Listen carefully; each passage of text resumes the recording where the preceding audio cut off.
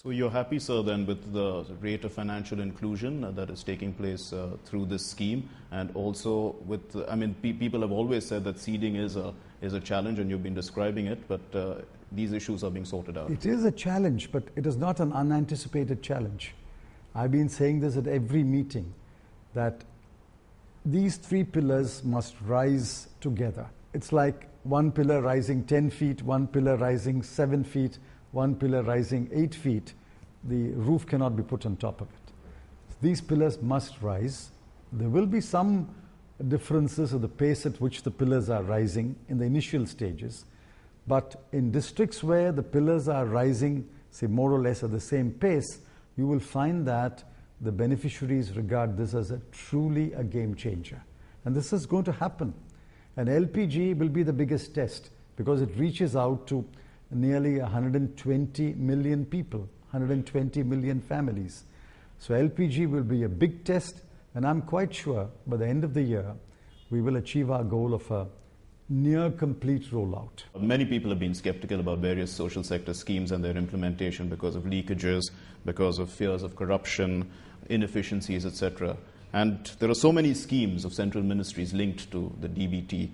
They are the Social Justice and Empowerment Ministry schemes, there's the HRD Ministry, there's Tribal Affairs, Minority Affairs, Women and Child Development, Health and Family Welfare, Labour, now you've got Petroleum as well, in future we'll have Rural Development. So does bringing all these DBT schemes under, these schemes all under the DBT, does it, enhance the efficiency of each ministry in some way, taking away much work? Let me ask you a question. How many people who are getting the benefit today under DBT have complained that the benefit has not been received? Virtually zero. These numbers are small, but they tell a very important story. Take, for example, the post-metric scholarship for scheduled caste students. 32,465 beneficiaries under one scheme, and we have transferred over 17 crore. Now, each one of this 32,465 knows that the money is in the bank. Earlier, that was not the case. Take, for example, fellowship schemes of the AICTE. It's a very small number, 27 fellows. But we have transferred 20 lakh rupees, and everyone knows that the last rupee has been accounted for. I think what is important is, while we started with schemes with a small number of beneficiaries, that was intended to test the system. And the system is coming out with flying colors. There are virtually no complaint. Rajiv Gandhi National Fellowship, 290, but 55 lakhs has been transferred. Have you heard of a complaint by any Rajiv Gandhi National Fellow? So I think the point we are trying to make is, once the rollout takes place and the money is deposited in the bank account, you will find that complaints dwindle to near zero. That means there is no corruption, no leakage, no delay, and there is near 100% satisfaction. The aim of this is exactly that. No corruption, no leakage, and 100% satisfaction. And the chances of duplicate accounts, etc.? That is in fact, the LPG rollout will eliminate all duplicate accounts. See, there's not likely to be too many duplicate accounts when the beneficiary number is small. But when we're talking about 120 million or 12 crore or 140 million, 14 crore, there's bound to be duplication and falsification. When the LPG rollout is complete, and as we go from district to district, all the duplication will be eliminated. So you've been saying that in a couple of years, the fiscal deficit, you'll bring it down to 3%. Now, eventually from the subsidy bill, how much would you cut from the subsidy bill through DBT? Quite a bit. Let me give you an example. If, say, 1 crore LPG beneficiaries are not genuine beneficiaries, and we knock out 1 crore every month, at least for 9 cylinders, at the subsidy rate of about 500 rupees a cylinder, I will save 500 crore a month. And on 9 cylinders, I will save 4,500 crore. Similarly, when eventually we roll out NSAP, the old age pension, and again Manrega, and if duplicate cards are eliminated, duplicate entries are eliminated, falsification of accounts is virtually eliminated, there will be huge savings. And I think this will bring greater efficiency, transparency, accountability, besides, of course, giving me significant savings. So you said earlier too in this interview that this is a dynamic list. It keeps changing, and also the schemes are dynamic because the number of schemes you're in. How geared up are all these or the various ministries to be part of the scheme? See, where the payer is a single authority, central government, I think they have no problem. But there are some schemes where there is dual payment. For example, the old age pension scheme. The central government gives a certain amount, and the state government adds its own amount. Now we'll have to find a way in which both payments go to the account simultaneously or in a dovetailed manner. At the moment, the money is going to the state government, which then adds its contribution and sends it to the bank account.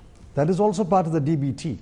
See, the DBT is any payment which goes to the bank account through a automatic black box channel, no human interface. So that is DBT. It can go directly from the central government to the state government and to the beneficiary, or from the state government to the beneficiary's account. Both are DBT. One is no less than the other. But I think central government departments are fully geared up where the payer is only the central government. Where they have to dovetail with the state government, I think they're working out the mechanics. And that will come into play when you implement Manrega. Yeah, it will come into play when we do NSAP also. Right. And Manrega is due to come through DBT by October. Is that still on track, sir? Well, it may not come all over India. It will certainly start as a pilot in some places. We would like to start it as a pilot. Right. We are also contemplating post offices as a vehicle of delivery.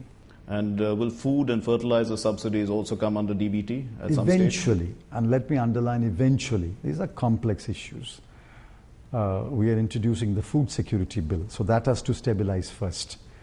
And then fertilizer. See, fertilizer, there are millions of points of delivery of fertilizer, millions of purchasers of fertilizer. Now, the subsidy today goes to the company which produces the fertilizer. If you want to transfer the subsidy to the purchaser, to the consumer, that requires a very elaborate system. So I think these are towards the end of the rollout. I think we should start with the doable and go to schemes which are progressively more and more difficult, more and more complex, and more widespread. Right. What about food and fertilizer will come late. And healthcare is possible. For example, today, ASHA payments can be done. We are now doing Janani Suraksha Yojana. We can do the ASHA payments. And ultimately, even this cashless healthcare system where an insurance premium is paid, we'll have to see whether the cashless payment can be credited to the account of the beneficiary and paid directly to the insurance company. Right. I mean, we'll have to link it finally. Who is the beneficiary? On whose behalf is the payment being made? I think all this eventually can come under DBT, but we are not even thinking of those at the moment. At the moment, we're thinking of schemes which are in operation, where the payer is the government of India, and where we can get the money into the bank account. So, as far as the roadmap of DBT is concerned, you're happy that it's moving according to track? The roadmap is getting clearer and clearer every day. We've now got a mission. We've got a mission director. We've got a reporting pro forma. I will get a weekly report, and we can keep track of it on a daily basis, how much money has gone out. And as the rollout gains pace, and as the number of districts are added to the DBT, I think the people will feel the impact. You see, in Delhi you may not feel the impact, but I think you should go to one of the districts, 121 districts, and talk to people who are getting the LPG subsidy through the bank account, getting a scholarship through the bank account. And I think you will see that See, my test is how many people are complaining now among the beneficiaries. If it is near zero, then I think we are near 100% satisfaction. So thank you very much for talking to DP. Thank you.